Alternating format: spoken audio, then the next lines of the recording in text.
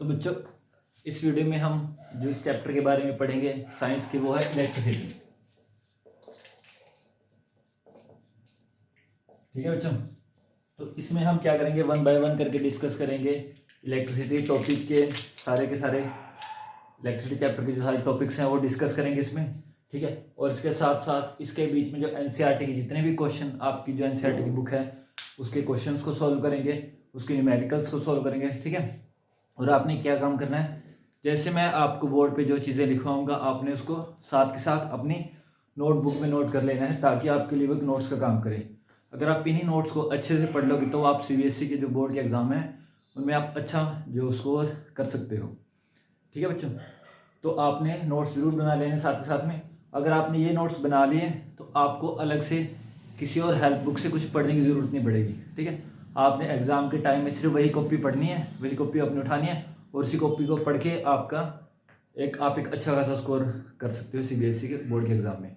ठीक है बच्चों, तो वन बाय वन करके स्टार्ट करते हैं सारा का सारा। ठीक है, तो सबसे पहले इलेक्ट्रिसिटी में तो टॉपिक आता है बच्चों, वो है आपका इलेक्ट्रिक करंट। ठीक है, इलेक्ट्रिक करंट। तो इलेक्ट्रिक करंट बेसिकली क्या है बच्चों, इलेक्ट्रिक करंट क्या है, फ्लो ऑफ इलेक्ट्रिक चार्ज है। ठीक है, कि कितना जो इलेक्ट्रिक चार्ज, कितना इलेक्ट्रिक चार्ज एक यूनिट टाइम में कितना फ्लो करता है। जैसे मान लो सपोज करो कि मेरे को दे दिया कि जैसे चार्ज है, चार्ज की यूनिट क्या है बच्चों, कूलम है ना। तो जैसे मान लो मेरे को बोल दिया कि एक वायर है मेरे पास। ठीक है, मान लो ऐसे मैंने कोई यहाँ पे बैटरी कनेक्ट कर रखी है, ये बैटरी का पॉजिटिव बोल है नेगेटिव बोल है। अब यहाँ से करंट फ्लो कर रहा है, पॉजिटिव से नेगेटिव तक फ्लो कर रहा है करंट। ठीक है, तो करंट बेसिकली कैसे फ्लो करता है, क्योंकि इलेक्ट्रॉन फ्लो करते हैं। इलेक्ट्रॉन ये मैंने बैटरी है और मैंने तार को इसके साथ कनेक्ट कर दिया, तो इलेक्ट्रॉन फ्लो करते हैं। वो कहाँ से कहाँ फ्लो करते हैं, बैटरी के नेगेटिव टर्मिनल से लेकर पॉजिटिव टर्मिनल। जो छोटे वाला टर्मिनल होता है इसको हम बोलते हैं बैटरी का नेगेटिव टर्मिनल, और जो बड़े वाला टर्मिनल है इसको बोलेंगे हम पॉजिटिव टर्मिनल। ठीक है बच्चों, तो इलेक्ट्रॉन कहाँ से कहाँ फ्लो करते हैं, नेगेटिव टर्मिनल से लेके पॉजिटिव टर्मिनल की तरफ फ्लो करते हैं। ठीक है, तो इसमें जो इलेक्ट्रिक करंट की डायरेक्शन होगी वो इसके अपोजिट होगी, यानी कि जो करंट हमारा फ्लो करेगा वो पॉजिटिव टर्मिनल से नेगेटिव टर्मिनल की तरफ क्या करेगा, फ्लो करेगा। ठीक है बच्चों, तो अब बेसिकली यानी कि जो इलेक्ट्रिक करंट का फ्लो है वो बेसिकली क्या है, इलेक्ट्रॉन क्या फ्लो है, बट जो हम डायरेक्शन लेते हैं इलेक्ट्रिक करंट की वो अपोजिट होती है इलेक्ट्रॉन की फ्लो के डायरेक्शन के। ठीक है, तो अभी देखो जैसे मेरे पास क्या है, जैसे इलेक्ट्रॉन पे कितना चार्ज होता है, कैसा चार्ज होता है, नेगेटिव चार्ज। और मान लो चार्ज की यूनिट वो क्या है, कूलम। जैसे मान लो किसी ने बोला कि 20 सेकंड में 40 कूलम चार्ज फ्लो करा इस बैटरी की हेल्प से, तो मैं क्या करूंगा, 40 को डिवाइड कर दूंगा 20 से, तो इसमें करंट की वैल्यू कितनी आ जाएगी, 2। ठीक है, हर एक चीज़ की एक यूनिट होती है ना बच्चों मेजर करने की। जैसे डिस्टेंस को मेजर करना है तो हम मेजर मीटर में करते हैं, किलोमीटर में करते हैं, ठीक है, फीट में करते हैं। ठीक है, ऐसे ही वेट को मेजर करते हैं, किलोग्राम में मेजर करते हैं। तो हर एक चीज़ को मेजर करने की एक यूनिट होती है।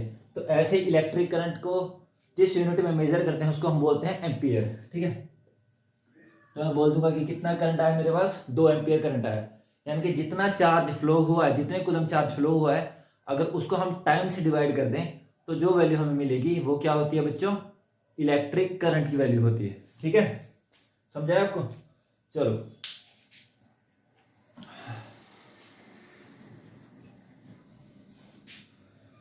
ठीक है, तो हम लिखेंगे the rate of flow of electric charge is called electric current. ठीक है, तो rate of flow of electric charge को हम क्या बोलते हैं बच्चों, इलेक्ट्रिक करंट। समझ आ गया कि जितना चार्ज फ्लो किया उसको हम डिवाइड करते हैं किससे, टाइम से, तो अपने पास आ जाएगा इलेक्ट्रिक करंट। और इसकी यूनिट क्या होती है बच्चों, इसकी ऐसा यूनिट है वो एम्पियर, ऐसा यूनिट क्या होती है बच्चों, एम्पियर। ठीक है, देन बच्चों कई बार ना जैसे सीबीएसई क्वेश्चन पूछ लेती है, आपके एनसीईआरटी में भी क्वेश्चन है कि करंट की ऐसा यूनिट को डिफाइन करो। जैसे क्वेश्चन ये है हाँ, करंट की यूनिट की डेफिनेशन दो, तो क्वेश्चन लिख लो आप, ये भी नोट कर लेना साथ साथ में, ठीक है, वीडियो को पॉज करके। तो क्वेश्चन क्या है बच्चों, define unit of electric current, ठीक है, define unit of electric current, ये हमें डिफाइन करना है। अच्छा, तो जैसे हमें पता है कि ऐसा यूनिट क्या है, एम्पियर है ना, और फॉर्मूला क्या, उसको डिनोट हम किससे करते हैं बच्चों, आई से डिनोट करते हैं इलेक्ट्रिक करंट को, और इसका फॉर्मूला होता है क्यू बाई टी। क्यू का मतलब चार्ज, कि चार्ज को डिवाइड कर दो किससे, टाइम से। तो अब देखो कैसे करना है इसको, हम लिखेंगे डिफाइन ऐसे क्वेश्चन, तो लिखेंगे एज वी नो दैट, कि जैसा हमें पता है, as we know that I equal to Q by T, ठीक है, आई इक्वल टू क्या है, क्यू बाई टी है। तो अब क्या करना है, अपने क्यू की वैल्यू को 1 पुट कर दो, क्यू की वैल्यू को हम 1 पुट कर देंगे तो 1 आ जाएगा, टी की वैल्यू भी 1 पुट कर दो तो 1/1 कितना आ जाएगा, 1 एम्पियर आ जाएगा, ठीक है। तो चार्ज की यूनिट क्या होती है बच्चों, कूलम सी, और टाइम की यूनिट क्या होती है, सेकंड, टाइम को सेकंड में मेजर करते हैं, ऐसा यूनिट। तो हम क्या लिखेंगे कि व्हेन, अब डिफाइन कैसे करना है, कि when 1 coulomb is charge flow, जो कि जब 1 कूलम चार्ज फ्लो होता है 1 सेकंड में, उसको हम क्या बोलते हैं, 1 एम्पियर करंट, ठीक है। तो 1 एम्पियर करंट, या डायरेक्ट ऐसे लिख दो कि when 1 coulomb charge is flow in a electric circuit in 1 second, कि जब इलेक्ट्रिक सर्किट में 1 कूलम चार्ज फ्लो होता है 1 सेकंड में, तब उसको क्या बोलते हैं, 1 ampere current, the current value is called 1 ampere. When 1 coulomb charge is flow in 1 second in an electric circuit,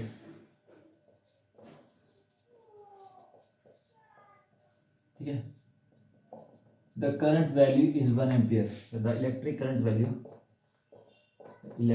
current value is 1 ampere, उसको हम क्या बोलते हैं, 1 एम्पियर बोलते हैं, समझ आ गया, ध्यान में रहेगा, ठीक है। चलो अब नेक्स्ट करते हैं इसको वीडियो को पॉज करके नोट कर लो। और इलेक्ट्रिक सर्किट क्या होता है, इलेक्ट्रिक सर्किट कुछ नहीं बच्चों, जैसे मान लो एक वायर है, मैंने बैटरी के साथ इसको कनेक्ट कर दिया तो क्या बन गया, इलेक्ट्रिक सर्किट बन गया, ठीक। चलो लिख लिया, चलो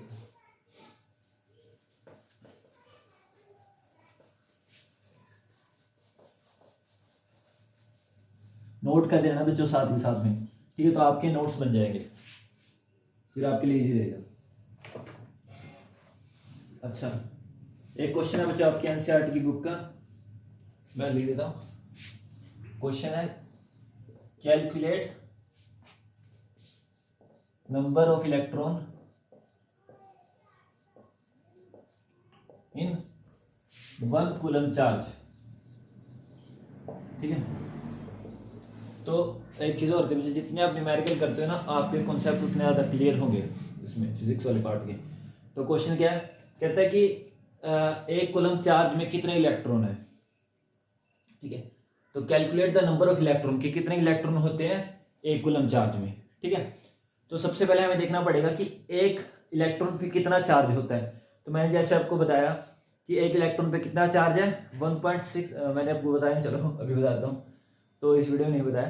तो एक इलेक्ट्रॉन पे कितना चार्ज होता है, 1.6 इंटू 10⁻⁻19 कूलम। तो एक इलेक्ट्रॉन पे कितना चार्ज रहेगा, 1.6 इंटू 10⁻⁻19 कूलम चार्ज रहेगा। क्योंकि चार्ज यूनिट क्या है, चार्ज दो टाइप का होता है, आपको पता है, पॉजिटिव चार्ज होता है और एक नेगेटिव चार्ज होता है, ठीक है।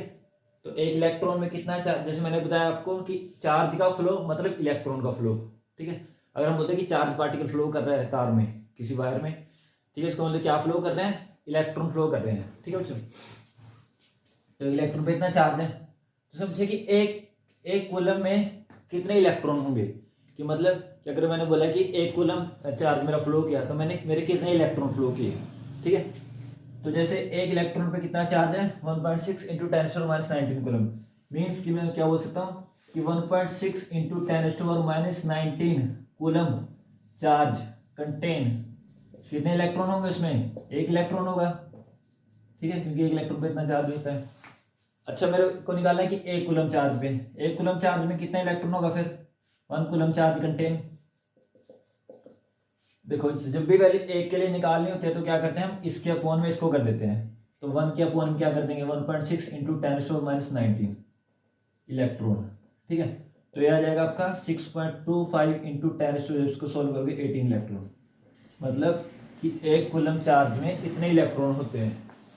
समझ आ गया कि जैसे मान लो मैंने वायर ली, ये यहाँ पे बैटरी कनेक्ट करी और मैंने बोला कि भाई इस बैटरी की वजह, बैटरी क्या काम करती है बच्चों, बैटरी क्या करेगी, बैटरी का नेगेटिव पोल एक इलेक्ट्रॉन को रिलीज करेगा, एक इलेक्ट्रॉन को रिलीज करेगा, अब यहाँ से फ्लो करेगा। तो बैटरी का नेगेटिव टर्मिनल है, पॉजिटिव टर्मिनल है, तो नेगेटिव किसको अट्रैक्ट, इलेक्ट्रॉन पे नेगेटिव चार्ज होता है, मान लो यहाँ पहुंच गया तो पॉजिटिव उसको क्या कर लेगा, अट्रैक्ट कर लेगा। तो ऐसे ही इलेक्ट्रॉन का फ्लो चलता रहता है और उस इलेक्ट्रॉन्स के फ्लो के कारण वायर के अंदर इलेक्ट्रिक करंट चलता है। मतलब मैंने बता दिया आपको कि इलेक्ट्रॉन्स का फ्लो मीन्स इलेक्ट्रिक करंट का फ्लो। ठीक है, इलेक्ट्रिक करंट का फ्लो मीन्स इलेक्ट्रॉन्स का फ्लो। ठीक है, तो जैसे मैंने बोला कि इस बैटरी ने भाई 1 कूलम चार्ज फ्लो हुआ 1 सेकंड में। ठीक है, इट मीन्स कि 1 सेकंड में इसने कितने इलेक्ट्रॉन्स को फ्लो कराया, 6.25 मल्टीप्लाई बाय 10⁻18 इलेक्ट्रॉन, इतने इलेक्ट्रॉन को फ्लो कराया। ठीक है, जैसे मान लो मैंने बोल दिया कि भाई 5 एम्पियर करंट है इसमें भाई। ठीक है, 5 एम्पियर करंट फ्लो कराया। अब मेरे को निकालना है कि नंबर ऑफ इलेक्ट्रॉन कितने फ्लो किए। ठीक है, तो इसके हेल्प से हम निकाल, जितने कूलम चार्ज होगा उस हिसाब से हम निकाल लेंगे। जैसे किसी ने बोले कि 2 कूलम चार्ज फ्लो किया भाई, 2 कूलम चार्ज फ्लो किया तो कितने इलेक्ट्रॉन फ्लो किए, इसको मैं क्या करूंगा 2 से मल्टीप्लाई कर दूंगा। ठीक है, समझ आया ना। ठीक है, तो अब हम करते हैं नेक्स्ट क्वेश्चन। इसको नोट कर लो, वीडियो को पॉज कर दिया। तो बच्चों अब हमारा जो नेक्स्ट टॉपिक है वो है इलेक्ट्रिक पोटेंशियल। ठीक है, electric potential, electric potential and potential difference, and potential difference.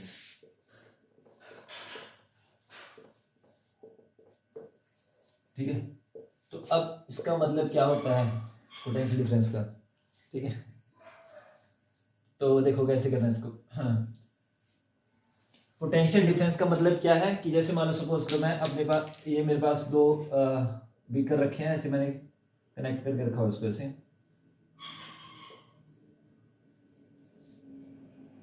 मान लो एक में वाटर का लेवल ज्यादा है, ठीक है, यहाँ तक है, और दूसरे वाले में वाटर का लेवल यहाँ तक है। तो अब क्या होगा, अब क्योंकि पोटेंशियल का मतलब बेसिकली क्या है, यहाँ पे लिखा है ना वर्ड पोटेंशियल, पोटेंशियल का मतलब होता है लेवल। ठीक है, अब इसमें पानी का लेवल कहाँ तक है, यहाँ तक है, और इसमें पानी का लेवल कहाँ है, यहाँ तक। तो यानी कि दोनों के लेवल में डिफरेंस है, तो उसको मैं क्या बोलूँगा कि पोटेंशियल डिफरेंस। ठीक है, तो अब जैसे ही मान लो इसमें पानी का लेवल कम है और इसमें पानी का लेवल क्या है ज़्यादा, तो क्या होगा, पानी का फ्लो क्या होगा, यहाँ से इसके थ्रू होता हुआ इसमें जाना शुरू कर देगा, क्योंकि यहाँ पे पानी का लेवल क्या है, कम है। तो क्या होगा फिर, ये फ्लो कब तक होगा, जब तक दोनों का फ्लो क्या नहीं हो जाएगा, बराबर नहीं हो जाएगा, तब तक पानी इस वाले बीकर में से इस वाले बीकर में फ्लो करता रहेगा। ठीक है, क्यों फ्लो हुआ, क्योंकि दोनों के, क्यों फ्लो हुआ वाटर, क्योंकि दोनों के वाटर के लेवल में डिफरेंस था, इसलिए वाटर का फ्लो यहाँ से इस वाले बीकर में से इस वाले बीकर में हुआ। ठीक है, तो पोटेंशियल के डिफरेंस के कारण क्या होता है, फ्लो होता है। तो सेम कंसेप्ट हम इलेक्ट्रिसिटी में देखते हैं। ठीक है, तो वहां पे क्या होता है, जैसे मान लो ये मेरे पास एक वायर है, मैंने इसको बैटरी के साथ कनेक्ट कर दिया। ठीक है, तो बैटरी का एक पॉजिटिव पोल है, एक नेगेटिव पोल है, यानी कि दोनों के पोटेंशियल में क्या है बच्चों, डिफरेंस है। और उसी डिफरेंस के कारण जैसे यहाँ पे वाटर का फ्लो हुआ था, ठीक है, तो यहाँ पे किसका फ्लो होगा, इलेक्ट्रिक करंट का फ्लो होगा। ठीक है, समझ आया बात, सेम कंसेप्ट इसमें अप्लाई करना है। तो अब देखो इसमें इसकी डेफिनेशन लिखनी क्या है। ठीक है, इलेक्ट्रिक पोटेंशियल की,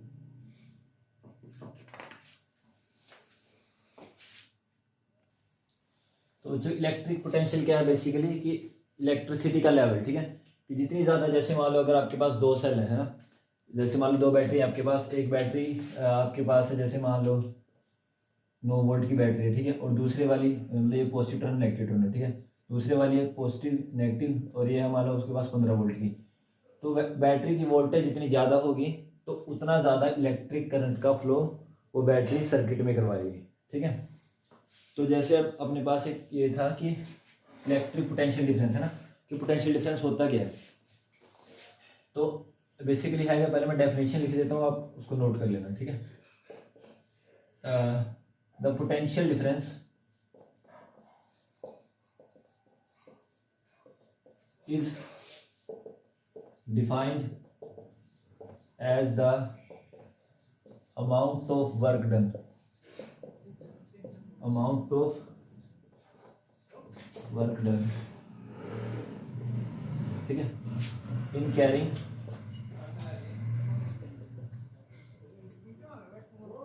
one coulomb of electric charge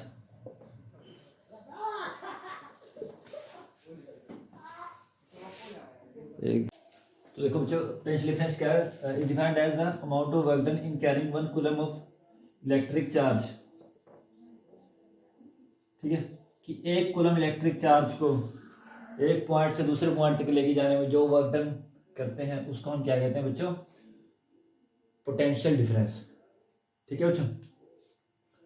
तो मैंने आपको बता दी पोटेंशियल डिफरेंस को आप कैसे समझ सकते हो, कि जहाँ पे वोल्टेज, जहाँ पे पोटेंशियल का डिफरेंस होगा, पोटेंशियल डिफरेंस होगा, वहीं पे हम इलेक्ट्रिक चार्ज का फ्लो, मतलब कि इलेक्ट्रिक करंट का फ्लो देख सकते हैं, ठीक है बच्चों।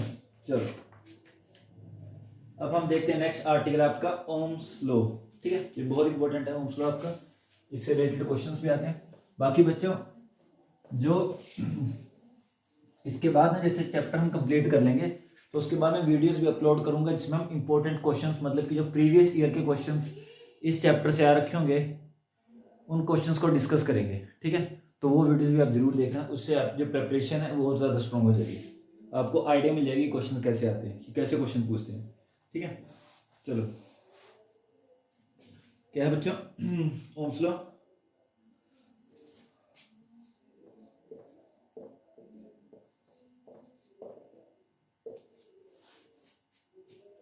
तो ओम्स लॉ क्या कहता है बच्चों, कि अगर हम एक पर्टिकुलर टेम्परेचर पे देखें, ठीक है, जो जो हमारी वोल्टेज होती है वो डायरेक्टली प्रोपोर्शनल किसके होती है, इलेक्ट्रिक करंट के। मीन्स जैसे मैंने आपको बताया कि अगर मैं 5 वोल्ट की बैटरी लूंगा और एक मैंने ले ली 10 वोल्ट की बैटरी, तो करंट ज़्यादा किससे मिलेगा मेरे को, इलेक्ट्रिक सर्किट में 10 वोल्ट वाली बैटरी से, ठीक है। तो वोल्टेज जितनी ज़्यादा होगी अपने पास सोर्स की, ठीक है, तो करंट की वैल्यू इतनी ज़्यादा होगी according to this law. The potential difference, ठीक है, अक्रॉस ए कंडक्टर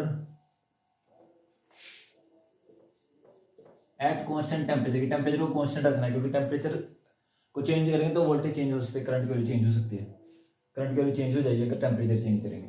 तो according to this law the potential difference across a conductor, ठीक है, the potential difference across a conductor at constant temperature, ठीक है, is directly proportional to electric current, ठीक है। Means कि V डायरेक्टली प्रोपोर्शनल होगा I की, V means voltage, I means current, कि जितनी ज़्यादा वोल्टेज की हम लगाएंगे, जैसे मान लो एक मैंने लगा दी यहाँ पे बैटरी 5 वोल्ट की, ठीक है, और एक बैटरी लगा दी मान लो मैंने 10 वोल्ट की या 7 वोल्ट की, कुछ भी ले लो, तो ज़्यादा करंट किस वाली सर्किट में दिखेगा हमें, इस वाली सर्किट में दिखेगा, इस वाली वायर में करंट ज़्यादा फ्लो करेगा क्योंकि बैटरी ज़्यादा बढ़ेगी। अब प्रोपोर्शनलिटी का साइन हटाने के लिए, ये प्रोपोर्शनलिटी का साइन है, ठीक है, इसको जब हम इक्वल में कन्वर्ट करते हैं तो हम एक कांस्टेंट लगा देते हैं, इसको बोलते हैं आर क्या है बच्चों, रेजिस्टेंस, ये आपका ओम्स लॉ है, ठीक है, वेयर आर इज रेजिस्टेंस। अब रेजिस्टेंस क्या होता है वो भी आपको बताता हूँ, where R is called resistance. पहले आप नोट्स बना लेना सारे के सारे, ठीक है, जो भी मैं आपको लिखाऊं उसको आप एक कॉपी लगा लो, ठीक है, उसमें नोट करते जाना और एग्जाम टाइम में वही कॉपी आपकी काम आएगी।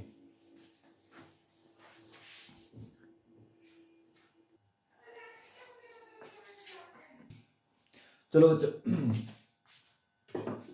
अच्छा अब रेजिस्टेंस क्या होता है, ठीक है, ये बताता हूँ उसको मैं एक बार।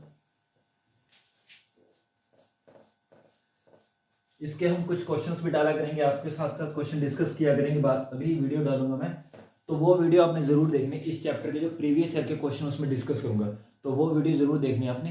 पहले आप ये वीडियो देखोगे उसके बाद वो वीडियो देखोगे, ठीक है, फिर आपको अच्छे से समझ आ जाएगा, आप मतलब मेरे 90% प्लस स्कोर कर जाओगे आराम से वो वीडियो देखने के बाद। ठीक है, चलो पहले हम लिख देते हैं रेजिस्टेंस। ठीक है, रेजिस्टेंस। तो अब बच्चों देखो कि रेजिस्टेंस होता क्या है। ठीक है, तो रेजिस्टेंस मतलब कि अपोज करना, किसी चीज को रोकना। ठीक है, जैसे मान लो जब भी किसी वायर में इलेक्ट्रिक करंट फ्लो करता है, ठीक है, तो कंडक्टर की प्रॉपर्टी होती है कि वो उसको फ्लो होने से रोकता है। तो उस प्रॉपर्टी को हम क्या बोलते हैं बच्चों, रेजिस्टेंस बोलते हैं। ठीक है, समझ आया ना। रेजिस्टेंस क्या होता है, रेजिस्टेंस क्या है, एक प्रॉपर्टी है कंडक्टर की जिसकी वजह से अपने अंदर फ्लो होने वाले इलेक्ट्रिक करंट को वो अपोज करता है। जैसे मान लो मैं एक, और ये मटेरियल के हिसाब से चेंज होता है। ठीक है, जैसे मान लो मैं एक ले लेता हूँ कॉपर की तार, ठीक है, और एक मैंने ले ली एल्यूमिनियम की तार। जो कॉपर की वायर है और ये क्या है, एल्यूमिनियम की वायर है। अब मैंने क्या किया, इसके साथ एक बैटरी कनेक्ट कर दी, इसके साथ एक बैटरी कनेक्ट कर दी। ठीक है, मान लो ये भी 5 वोल्ट की बैटरी है, ये भी 5 वोल्ट की बैटरी है। तो करंट किस में ज़्यादा अच्छे से फ्लो होगा, तो आप देखोगे, या मान लो इसको अच्छे से बताता हूँ मैं, यहाँ पे आप एक बल्ब लगा लो। ठीक है, यहाँ पे भी एक बल्ब लगा लिया। ठीक है, तो बल्ब किस में ज़्यादा अच्छे से ग्लो करेगा, कॉपर में ज़्यादा ग्लो करेगा बल्ब या एल्यूमिनियम में ज़्यादा ग्लो करेगा बल्ब। तो आप देखोगे कि जो कॉपर वाला बल्ब है ना वो ज़्यादा अच्छे से ग्लो करेगा। क्यों, बैटरी की वोल्टेज दोनों की सेम है, बट कॉपर वाला बल्ब ज़्यादा अच्छे से ग्लो करेगा। रीज़न क्या है, क्योंकि कॉपर का जो है रेजिस्टेंस कम है, तो इसमें करंट इजीली फ्लो होगा। लेकिन एल्यूमिनियम का रेजिस्टेंस क्या है, ज़्यादा है, तो इसमें करंट इतने अच्छे से फ्लो नहीं कर पाएगा। तो मतलब बल्ब को रेजिस्टेंस ज़्यादा, सॉरी, बल्ब को करंट ज़्यादा नहीं मिल पाएगा। ठीक है, रेजिस्टेंस इसका ज़्यादा है एल्यूमिनियम की तार का, तो इसको ज़्यादा करंट नहीं मिल पाएगा। रेजिस्टेंस ज़्यादा होने की वजह से कम करंट मिलेगा। कॉपर का रेजिस्टेंस कम है, ठीक है, तो करंट ज़्यादा अच्छे से फ्लो करेगा, तो कॉपर वाला बल्ब ज़्यादा अच्छे से ग्लो करेगा। ठीक है, समझ आ गया ना रेजिस्टेंस क्या होता है। ठीक है, तो रेजिस्टेंस जितना ज़्यादा होगा किसी कंडक्टर का, तो इसका मतलब उसमें करंट अच्छे से फ्लो नहीं करेगा। समझ आई बात, चलो मैं लिखवाता हूँ उसको। It is the property of a conductor, it is the property of a conductor due to which it opposes the electric current flowing through it। ठीक है, तो it is the property of conductor की property है जिसकी वजह से ये क्या करता है, अपने अंदर फ्लो होने वाले इलेक्ट्रिक करंट को क्या करता है बच्चों, अपोज करता है। ठीक है, ओके।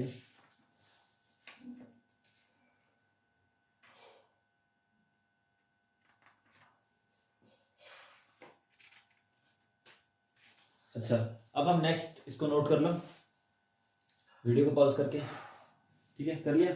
चलो अब हम नेक्स्ट आर्टिकल देखते हैं। नेक्स्ट आर्टिकल क्या है, तो अब बात आती है कि किन किन चीज़ों पे किसी मटेरियल का रेजिस्टेंस, मतलब किन किन चीज़ों पे रेजिस्टेंस डिपेंड करता है। ठीक है, कि कैसे हमें पता चलेगा कि रेजिस्टेंस कब बढ़ेगा कब कम होगा। ठीक है, एक तो मैंने आपको बताई दी कि मटेरियल के ऊपर डिपेंड करेगा, कि जैसे हम मटेरियल चेंज कर देंगे, जैसे कॉपर ले रहे हैं तो उसका रेजिस्टेंस अलग होगा। ठीक है, एल्यूमिनियम ले लिया उसका रेजिस्टेंस अलग होगा, आयरन ले लिया उसका रेजिस्टेंस अलग होगा। ठीक है, तो और किस चीज़ पर डिपेंड करते हैं वो बच्चे, दो तीन फैक्टर और हैं जिन पे डिपेंड करते हैं। ठीक है, वो मैं लिख देता हूँ आपको, आप देखना उसको। ठीक है, तो रेजिस्टेंस आपको समझ आ गया कि रेजिस्टेंस है क्या, तो किन चीज़ों पे डिपेंड करेगा रेजिस्टेंस। हम लिखते हैं factors on which resistance depend. ठीक है, तो रेजिस्टेंस किन किन फैक्टर्स पे डिपेंड करता है, तो सबसे पहला आ जाएगा बच्चों जो अभी हम डिस्कस, नेचर ऑफ मटेरियल। ठीक है, नेचर ऑफ मटेरियल, कि जैसे आप मटेरियल चेंज करोगे रेजिस्टेंस चेंज हो जाएगा। ठीक है, तो इसमें लिख देंगे the resistance depend on the nature of the material.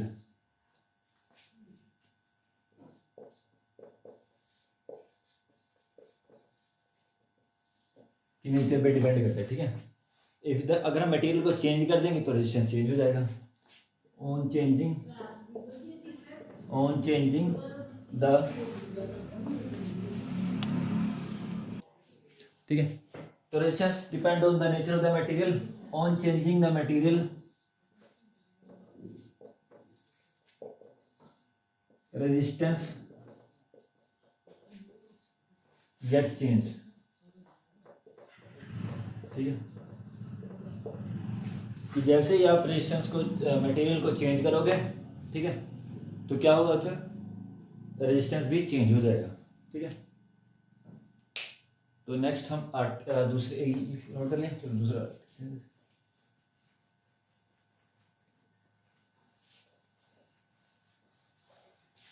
तो दूसरी चीज बच्चों जो होती है लेंथ, ठीक है। दूसरा vector length of the conductor.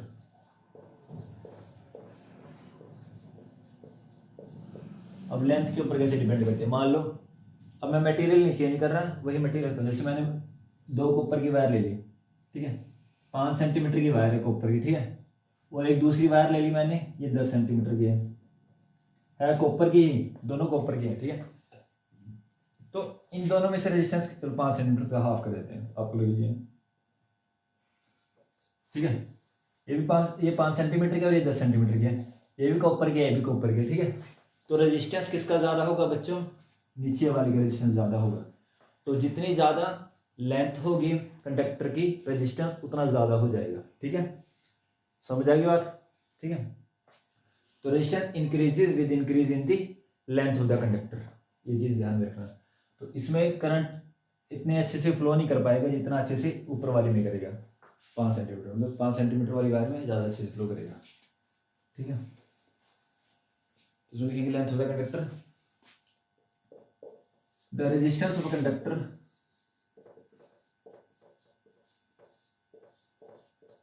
Of a conductor depend, या डायरेक्टली लिख दो, resistance of conductor increases,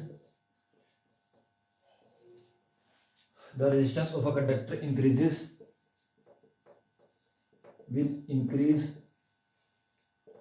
in the length of conductor।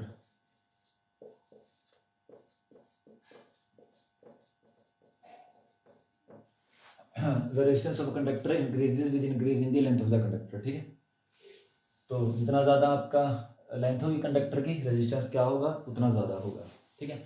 और एक चीज़ और लेंथ में, जैसे मैंने दोनों तारों का कंपैरिजन किया था कि एक 5 सेंटीमीटर की तार ली थी, एक 10 सेंटीमीटर की, आपने मटेरियल सेम रखा। दूसरी चीज़ आपने थिकनेस भी दोनों की सेम रखनी है कि दोनों तारों की मोटाई सेम होनी चाहिए, ठीक है। क्योंकि अगर हमें एक फैक्टर को स्टडी करना है तो बाकी फैक्टर्स को हमें कॉन्स्टेंट रखना पड़ेगा, ठीक है। कि दोनों तारों की मोटाई एक जैसी हो, दोनों तारों का मटेरियल सेम हो, पर लेंथ अलग अलग हो, तभी हम डिसाइड कर सकते हैं ना कि लेंथ के बढ़ाने से रेजिस्टेंस बढ़ा है।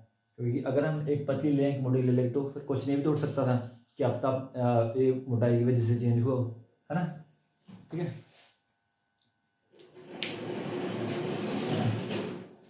चलो अब दूसरा हम लिखते हैं थिकनेस ऑफ वायर।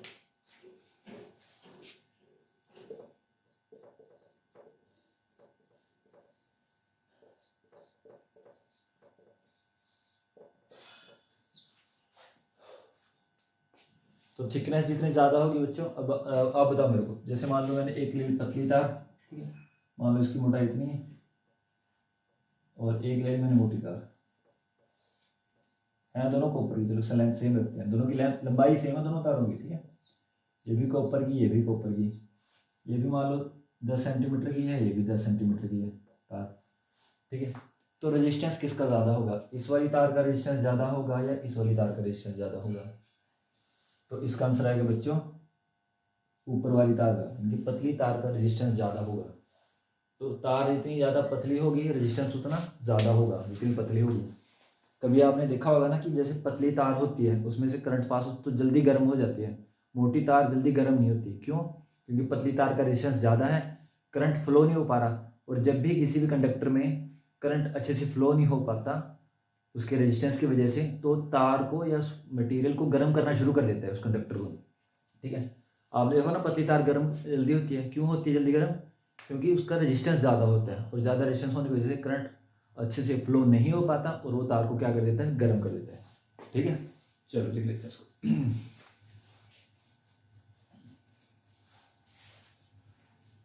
तो इसमें लिखेंगे थिकनेस ऑफ वायर में the resistance of the wire,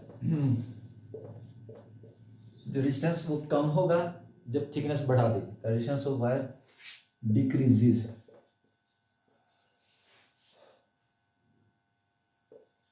with increase in the thickness of the wire।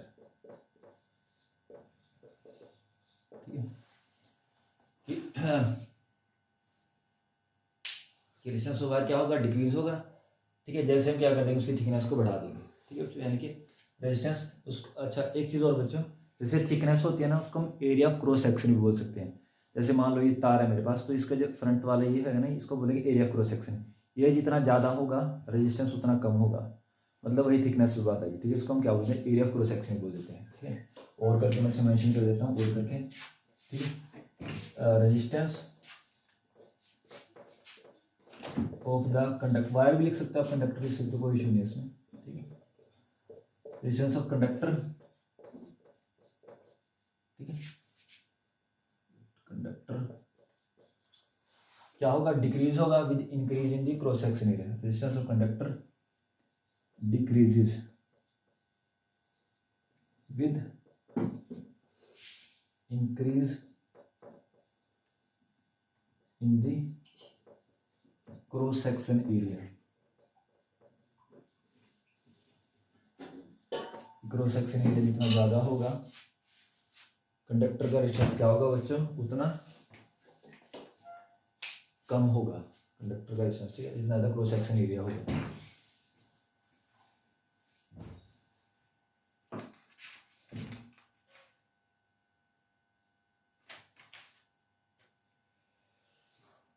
ठीक है बच्चों, अब मैं आगे लिखवा देता हूँ आपको।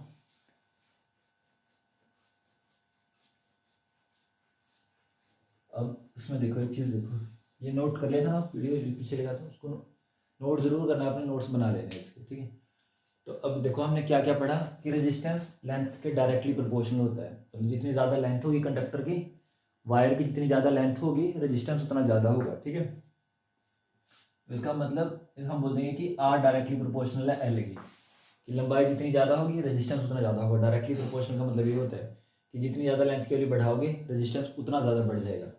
और एरिया ऑफ क्रॉस सेक्शन पढ़ा था, है ना, मतलब मोटाई जितनी ज़्यादा होगी रेजिस्टेंस उतना कम होगा। उसको हम बोलते हैं कि एरिया ऑफ क्रॉस सेक्शन के क्या है? इनवर्सली प्रोपोर्शनल है resistance. Area of cross section मतलब मोटाई। ठीक है, तो अगर इन दोनों को कंबाइन करें तो हम मतलब क्या बना कि आर, उसको हम लिखते हैं R directly proportional to L upon E. दोनों को कंबाइन कर दिया मैंने। अब प्रोपोर्शनलिटी को साइन को हटाना है तो कोई कांस्टेंट लगाना पड़ता है। ठीक है, तो मैंने ये रेजिस्टेंस हम लगा देंगे, इसको बोलते हैं रो, रो बोलते हैं इसको। ठीक है, अब बताता हूँ रो क्या है। ठीक है, यहाँ पे लिख देंगे कि है क्या चीज़ें। एल तो पता ही आपको लेंथ है, ए क्या है? Area of cross section, R resistance है। जो आर रो होती है ना बच्चों, ये लिखा मैंने, इसको हम बोलते हैं रेसिस्टिविटी। अब रेसिस्टिविटी क्या होती है वही बताता हूँ, पहले लिख लो। Where L equal to length of conductor. ठीक है, A equal to area of cross section. ठीक है बच्चों, और रो इक्वल टू जो हमने लिखी है रो, इसको बोलते हैं रेसिस्टिविटी।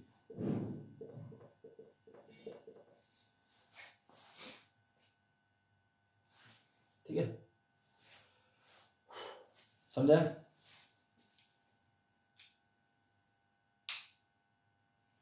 ओके, चलो अब रेसिस्टिविटी क्या आती है समझाया। तो बस इन दोनों को, ये कुछ नहीं किया इस वाले स्टेप में, दोनों को कंबाइन करके यहाँ पे लिखा गया। इसको इसको ऐसे लिख सकते हैं। चलो अब रेसिस्टिविटी क्या होती है वो मैं बताता हूँ, ठीक है, ध्यान से समझना। बड़ा इंटरेस्टिंग फैक्ट है रेसिस्टिविटी का, ये नोट कर लिया।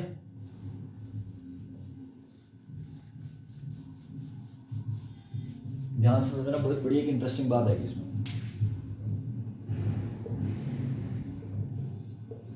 रेसिस्टिविटी, ठीक है,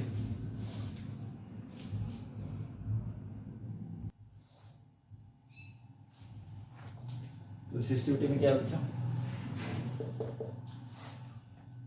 ध्यान सुनना, ठीक है। जैसे मान लो मेरे पास एक 15 सेंटीमीटर की तार है कोई, कॉपर की ले लो, मान लो एल्यूमिनियम की, ठीक है, एल्यूमिनियम की ले ली, ठीक है, ठीक है, 15 सेंटीमीटर की बच्चों ये तार है, ठीक है। ओके, अब इसका तार का अपना कोई रेजिस्टेंस होगा, ठीक है, जैसे मैंने कहा इसका रेजिस्टेंस होगा। तो बच्चों मान लो इसका एरिया ऑफ क्रॉस सेक्शन भी 1 है। चलो मान लो मैं इस तार का, इस 15 सेंटीमीटर तार की मान लो 1 सेंटीमीटर, इस 15 सेंटीमीटर तार का 1 सेंटीमीटर लेंथ जो रेजिस्टेंस ऑफर करेगी उसको हम बोलेंगे रेसिस्टिविटी, ठीक है, ध्यान से समझना। ये 15 सेंटीमीटर की तार है, ठीक है, इसका हर एक सेंटीमीटर, जैसे मान लो मैंने 1 सेंटीमीटर लिया इसका, ये 1 सेंटीमीटर था, ये मान लो 1 सेंटीमीटर होगी लेंथ, ये वाली 1 सेंटीमीटर, इस तार का 1 सेंटीमीटर जो रेजिस्टेंस देगा उसको हम क्या बोलेंगे बच्चों, रेसिस्टिविटी, ठीक है। और एक कंडीशन क्या होनी चाहिए साथ में कि इसकी मोटाई भी कितनी होनी चाहिए, 1 यूनिट होनी चाहिए, इसका जो एरिया है क्रॉस सेक्शन एरिया वो भी 1 होना चाहिए, ठीक है। तो किसी कंडक्टर का 1 यूनिट क्रॉस सेक्शन एरिया, मतलब ऐसा कंडक्टर, सिंपल अगर मैं इसको बिल्कुल सिंपल बोलूँ कि कोई ऐसा कंडक्टर, या ऐसे बोलो कि किसी कंडक्टर की यूनिट लेंथ यानी कि 1 सेंटीमीटर लेंथ, ठीक है, और 1 सेंटीमीटर स्क्वायर एरिया जो रेजिस्टेंस ऑफर करेगा उसको हम बोलेंगे बच्चों रेसिस्टिविटी, ठीक है। The resistance offered by a conductor of unit length, या ऐसे बोल दो कि the resistance offered by conductor, the resistance offered per unit length और पर यूनिट एरिया, ठीक है, उस रेजिस्टेंस को हम क्या बोलेंगे बच्चों, रेसिस्टिविटी। यानी कि कंडक्टर है, ध्यान से समझना, ठीक है, दोबारा बोल रहा हूँ आपके लिए, बार बार बोल रहा हूँ, समझना ध्यान से इसको। किसी कंडक्टर की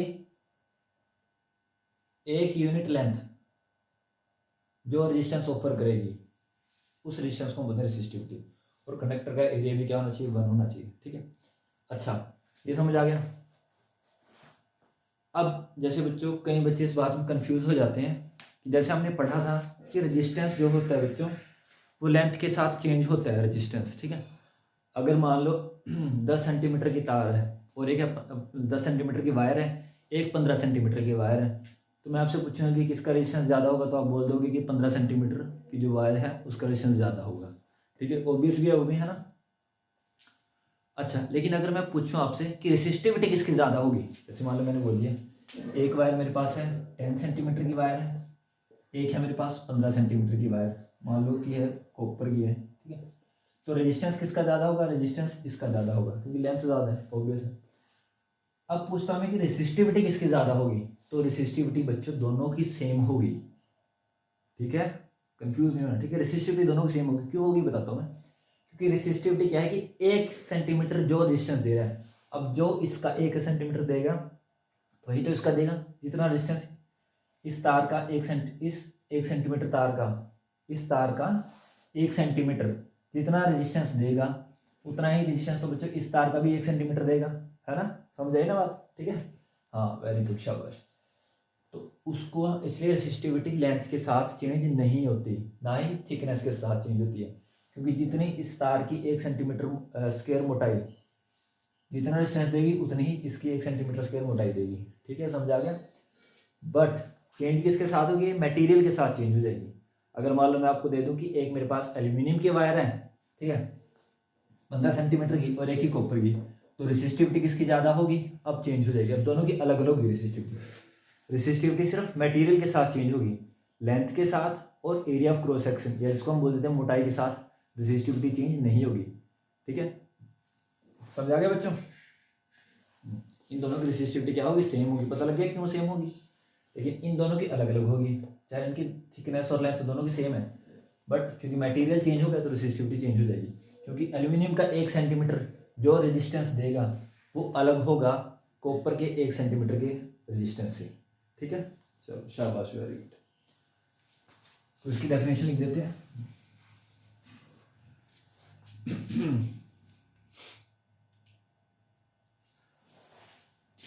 the resistance offered by a conductor of unit length and unit cross section area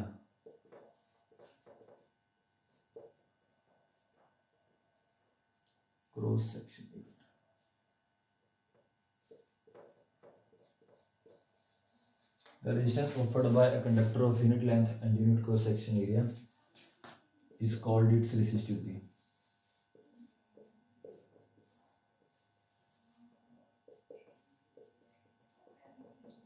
उसका हम क्या बोलेंगे, इसकी क्या है रेसिस्टिविटी। ठीक है,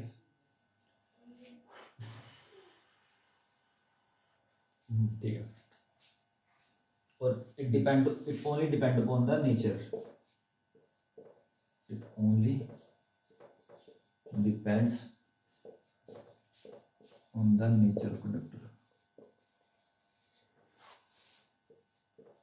nature of material। ठीक है, लेंथ पे भी डिपेंड नहीं करेगी और ना ही थिकनेस पे डिपेंड करेगी। ठीक है,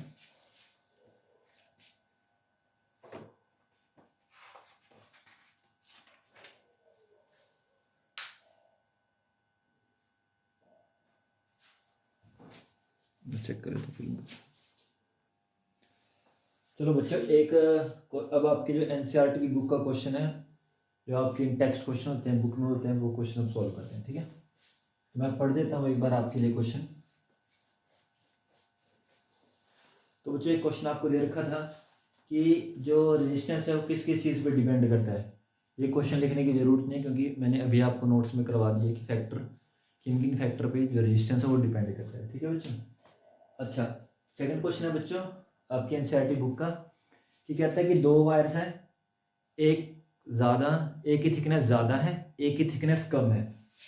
ठीक है, तो किस में इलेक्ट्रिक करंट अच्छे से फ्लो होगा। अब आप ये बताओ मेरे को, एक की थिकनेस ज़्यादा है वायर की और दूसरे की कम है, तो ज़्यादा अच्छे से करंट किस में फ्लो होगा, जिसका रेजिस्टेंस कम होगा उसमें अच्छे से फ्लो। कम किसका है, ज़्यादा थिकनेस वाले का, पतली वायर का।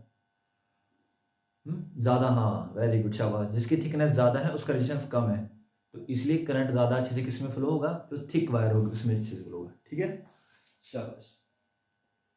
अच्छा, कहता है कि एक क्वेश्चन है कि जो हमारे टोस्टर होते हैं और इलेक्ट्रिक प्रेस होती है ना, वो हम उसके जो फिलामेंट होते हैं उसको मेटल की बजाय एलॉय की क्यों बनाते हैं। ये क्वेश्चन अच्छे क्वेश्चन लिख लो, शाबाश। क्वेश्चन है वाई, आपके एनसीईआरटी का क्वेश्चन है, why filaments of electric iron and toasters are made up by filaments of electric iron and toasters are made up of alloys instead of metals। ठीक है, तो क्वेश्चन है जो इलेक्ट्रिक आयरन टोस्टर, जैसे मान लो, ठीक है, जैसे आप प्रेस देखते हो, घर पे प्रेस करते हैं या टोस्टर होते हैं, तो उसके पीछे जो फिलामेंट होते हैं जहाँ पे हीट बनती है, जो गर्म होता है, जिसकी वजह से हम उसको यूज़ करते हैं, गर्म जो होता है, तो वो बच्चों, हाँ ठीक है, तो वो बच्चों हम उसकी क्यों बनाते हैं, एलॉय की क्यों बनाते हैं। ठीक है, लेकिन जैसे मान लो सपोज करो ये आपकी प्रेस है, ठीक है, मैं बनाने की कोशिश करता हूँ, प्रेस ज़्यादा छिट रहे तो है नहीं मेरी, वैसे ट्राई कर। ये आपकी प्रेस का हैंडल हो गया और ये आपकी प्रेस होगी। इसको पकड़ कैसे करते हैं ना, तो कहता है कि इसके अंदर एक बच्चों जैसे मान लो इसकी वायर होगी, ये वायर हम इसके दो प्लग हैं, इसको हमने लगा दी स्विच में, ठीक है, तो इसको हम प्रेस करते हैं। तो काम कैसे करते हैं प्रेस, जैसे आप इसको प्लग में लगाओगे तो करंट जाएगा अंदर, तो यहाँ पे ना बच्चों एक फिलामेंट होता है, तो उस फिलामेंट में करंट जाता है, करंट की वजह से वो फिलामेंट क्या होता है, हीट होता है, गर्म होता है, ठीक है, तो वही हम इसका यूज़ करते हैं प्रेस में। तो बच्चों ये फिलामेंट होता है जो अंदर, ये बना होता है एलोए का, मेटल का नहीं बना। तो एलोए क्या होता है, जब हम दो अलग अलग मेटल्स को मिक्स कर देते हैं, ठीक है, उससे जो बनता है उसको हम क्या बोलते हैं बच्चों, एलोए। तो ये एलोए का बना होता है, ठीक है, मेटल का नहीं बना होता, ठीक है। उसका रीज़न क्या है, हम इसको मेटल का क्यों नहीं बनाते, हम इसको लोहे का क्यों नहीं बना देते, या फिर इसको जिंक का क्यों नहीं बना देते, या इसको कॉपर का क्यों नहीं बनाते, इसको एलोए का ही क्यों बनाते हैं कि दो मेटलों को मिक्स करके जो बनता है उसका क्यों बनाते हैं।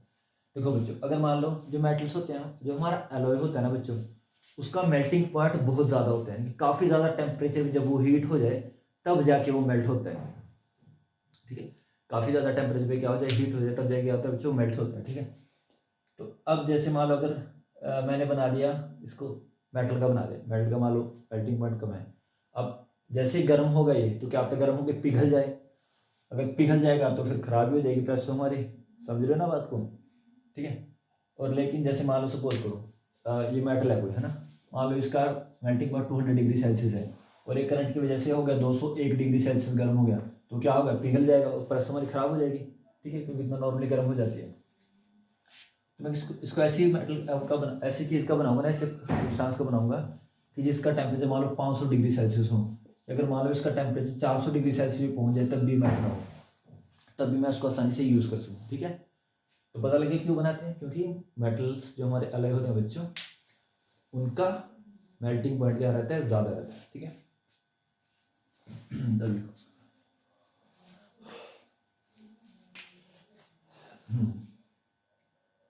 द रीजन इज दैट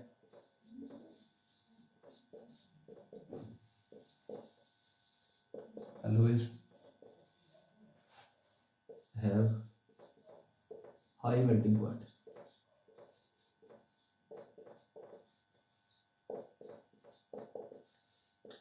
तो जो हमारे एलॉय होते हैं उनका क्या होता है, मेल्टिंग पॉइंट काफ़ी ज़्यादा क्या होता है, हाई होता है, ठीक है।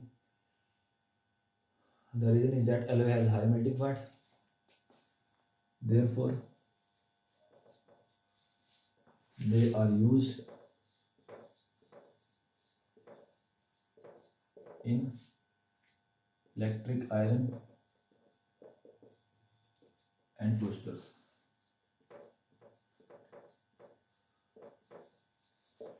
ठीक है,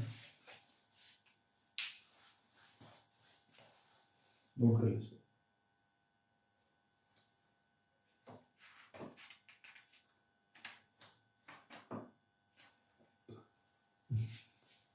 कर लिया नोट। तो बच्चों ये पार्ट 1 मैंने यहाँ तक कंप्लीट कर दिया, इसका मैं पार्ट 2 भी अपलोड करूँगा, ठीक है, तो आप देख लेना वीडियो में, ठीक है, क्योंकि लेंथी हो जाती है वीडियो, इसलिए हम इसको 2 पार्ट में डालेंगे, पार्ट 1 अपलोड करके पार्ट 2, ठीक है।